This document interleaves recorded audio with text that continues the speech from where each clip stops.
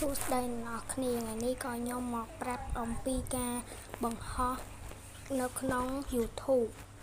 បងប្អូនខ្លះគឺទិញអស់កាក់អស់ប្រាក់ប៉ុន្តែថ្ងៃនេះគឺខ្ញុំមកប្រាប់វិធីវិសាស្ត្រហើយបងប្អូនមានឃើញរូបខ្ញុំអត់ហ្នឹងបងប្អូនចង់ដាក់រូបបងប្អូនរូបអីក៏បានដែរបងប្អូនមិនហ្នឹងបងប្អូនចុចនៅខាងក្រោមពាក្យថា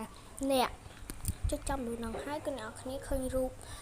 អក្សរ S ឬក៏អក្សរ L អីមួយអ្នកគ្នាឃើញអូឃើញអ្នកគ្នាអាចបង្ហោះសារបានអញ្ចឹងអ្នកគ្នាអាចមើលបានដែរគឺនេះគឺជាខ្ញុំប្រោះបង្ហោះអញ្ចឹងណាអ្នកគ្នាចឹងបងណាដែលចង់ធ្វើតាមខ្ញុំគឺមួយក៏ចង់បានវិធី download TikTok ធ្វើ TikTok អីក៏បានដែរនេះគឺជាយើងខ្សែយើងបង្ហោះវាលោតបែបនេះណាអ្នកគ្នាលោតបែបហ្នឹងហើយនេះគឺជាការចូលចិត្ត635នាក់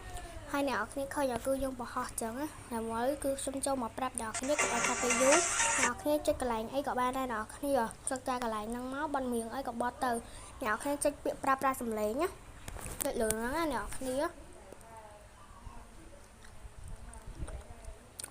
នាឃើញវាលោតចាស់គឺយើងលេង TikTok បានអ្នកគ្នា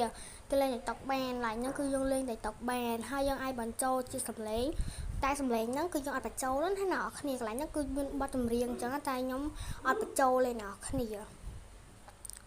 ហើយអ្នកគ្នាជ្រើសយកវីដេអូមកអ្នកគ្នាកន្លែងហ្នឹងគឺអត់ប្រើប្រាស់សំឡេងណាអ្នកគ្នាជ្រើសរើសយកវីដេអូណាក៏បានហើយខ្ញុំជ្រើសរើសយកវីដេអូខ្ញុំមួយនេះ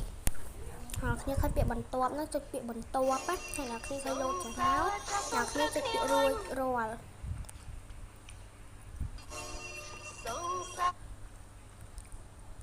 ហើយវាលោតជាសារបែបហ្នឹងអ្នកគ្នាបន្ទាប់ទៀតមកគឺគេដាក់ថាបញ្ចូលព័ត៌មានលម្អិតហើយអ្នកគ្នាឃើញអត់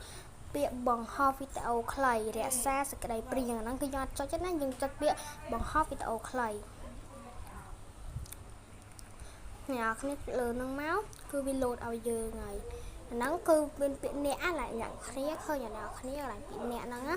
អ្នកគ្នាអាចអូសឃើញមកនេះគឺជាកន្លែងខ្ញុំបង្ហោះបើអ្នកគ្នាចង់បានវីដេអូឬក៏វិធីអីទៀតអ្នកគ្នាក៏ចូល comment មកណាហើយជួយចុច copy link សញ្ញារូបកណ្ដឹងមកហ្នឹងណាអ្នកគ្នា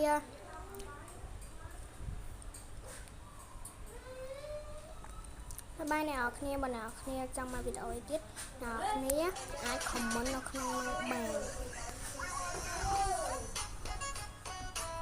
តែគឺជាកន្លែង comment អ្នកគ្នាជួយ comment មកណាអ្នកគ្នាចង់មកវិធីអីក៏បានដែរដែលខ្ញុំធ្វើឲ្យអ្នកគ្នាតែខ្ញុំផុស TikTok អត់ផុសនៅ YouTube ក៏សុំទៅផុសក្នុង YouTube នោះគាត់ឡើងសោះពីយួតឡើងឲ្យសោះអ្នកគ្នាចាំជួយ copy link ខ្ញុំមួយផងណាគឺចុចសញ្ញារូបកណ្ដឹងបាយ